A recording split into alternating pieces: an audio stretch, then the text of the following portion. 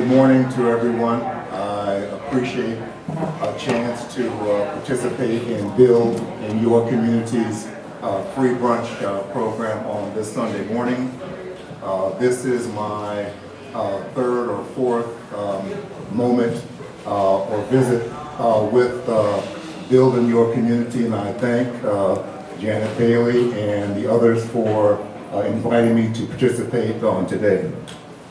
I just wanted to share a few thoughts with you about Black economic power and financial power, and really to applaud Build in Your Community for hosting this event, and also for setting an example for the community and for the young folks who are visiting and a part of this morning's brunch.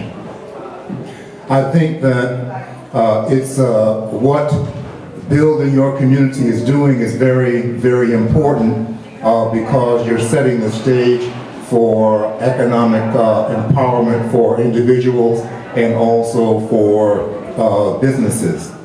I think that increasingly we see the importance of having control over your economic program, having control over your financial resources is becoming more and more important because of changes in the very fabric of our economy, and also because of certain factors like the increase in artificial intelligence.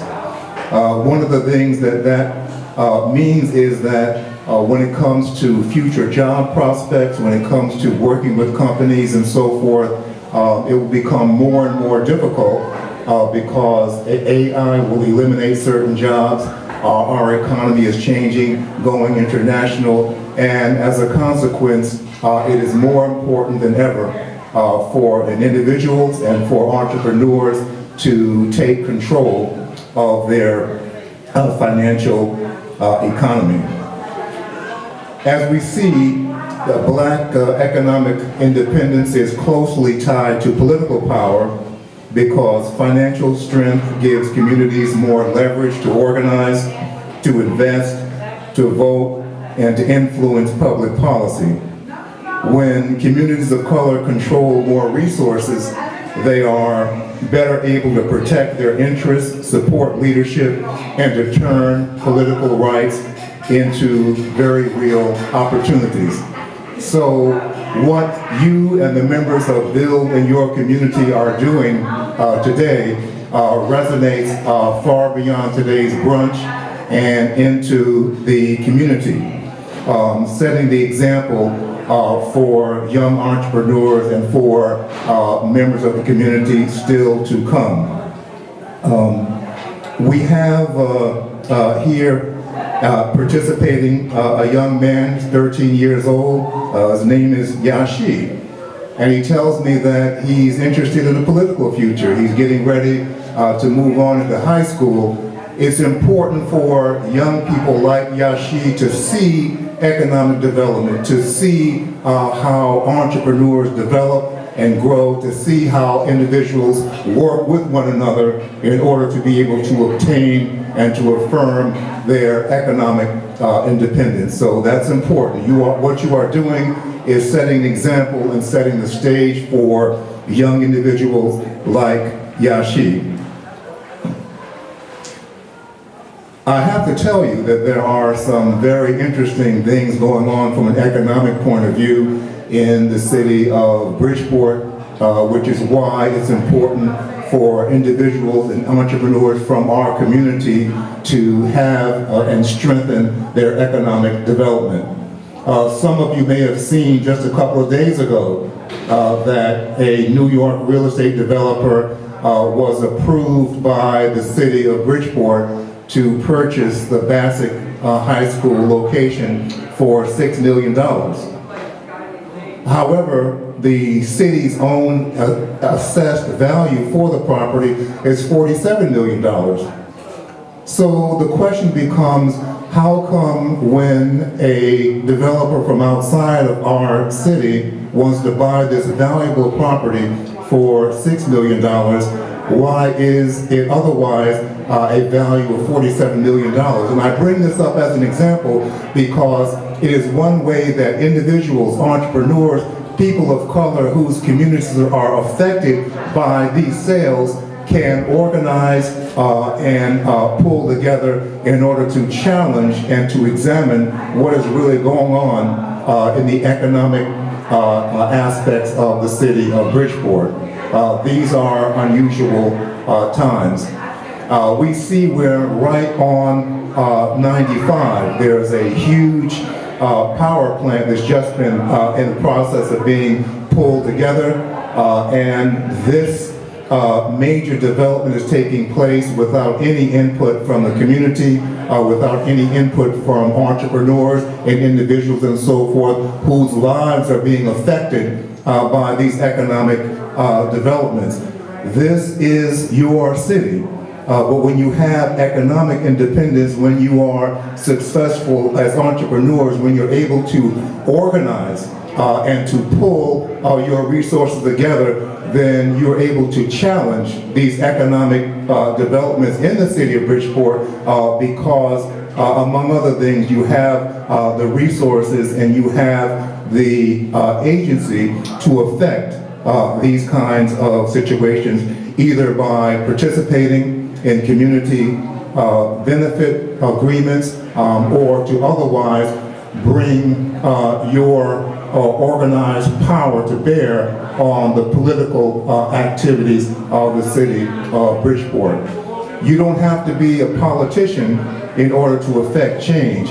You simply have to be aware and develop education about what is going on in your own city. Since 1828, the city of Bridgeport has been organized as a municipality. However, from that time down to the present, I noticed that there hasn't ever been one mayor of the city of Bridgeport that looks like us.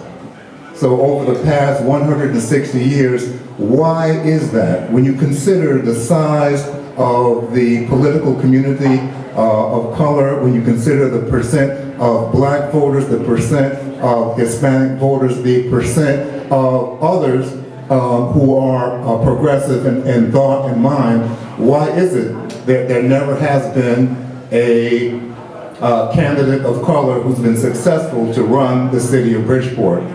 One of the reasons why it's important to develop your own economic independence, your own ability to organize, is because it affects what is going on the political realm. And again, what happens at City Hall, what happens at the State House of Representatives has a direct effect on your economic abilities, on your ability to succeed as entrepreneurs and as business folk.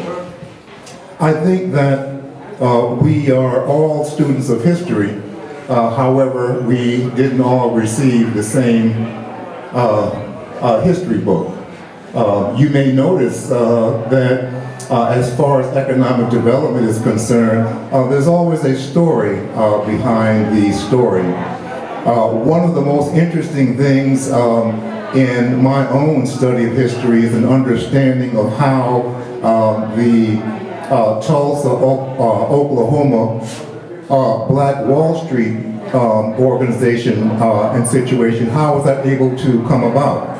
You may know that going through a century or so ago, the business folk, black folks, community of color organized a very, very successful business organization and group that was so successful across the country that it was called the Black Wall Street of this country. And like several other communities around the country, it served as a beacon of economic independence and also of an ability to affect political change.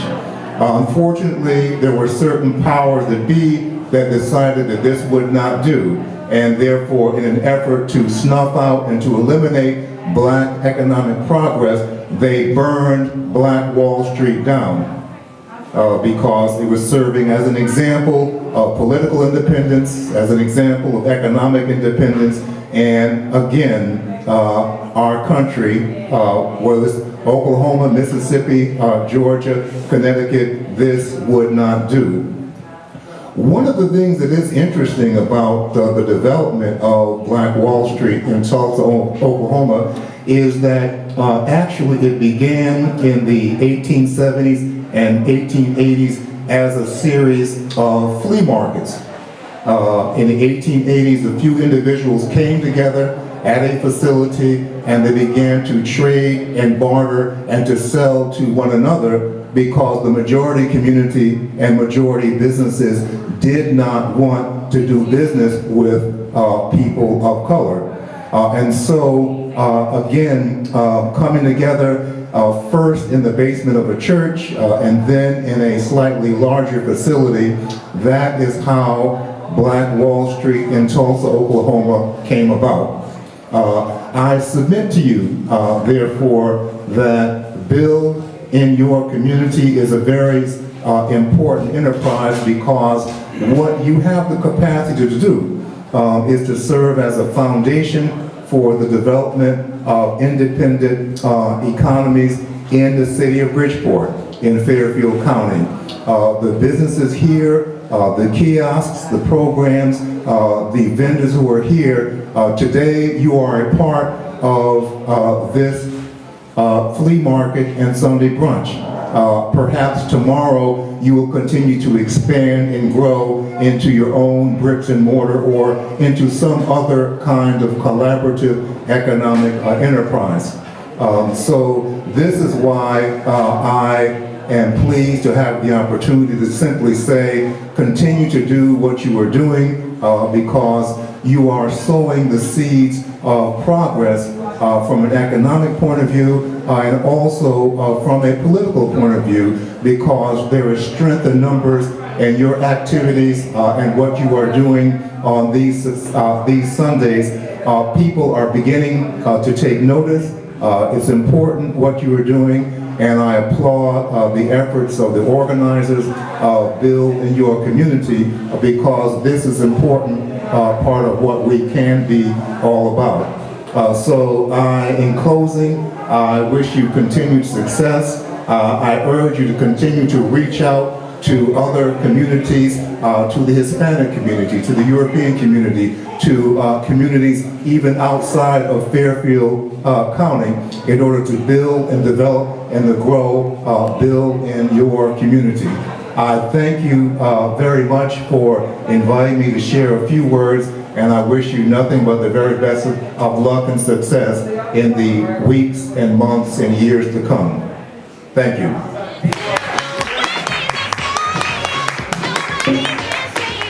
When Jesus said